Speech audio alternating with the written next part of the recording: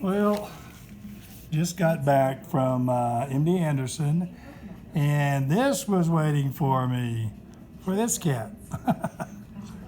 Anyway, I'm going to put that spring in this P07, and I'm going to check the trigger pull with my redneck invention, which works pretty good. I'm going to check it beforehand. Look, there's no shell in that thing, but let me get my knife out and open this little baby up.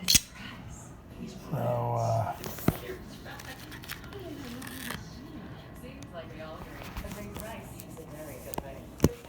I'm doing my best to do this, but it's almost impossible.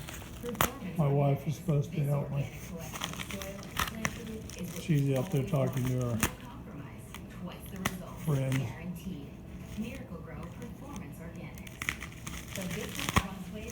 on the phone. So anyway, you got the good little knife, by the way. But, let's look at what I got. Okay, I got a real cool stick here that I can put in my oh, that's nice, isn't it? Cool. A little letter from them. Welcome to their community. My invoice. Now let's see if we got the stuff. And there it is. There's my new spring kit. And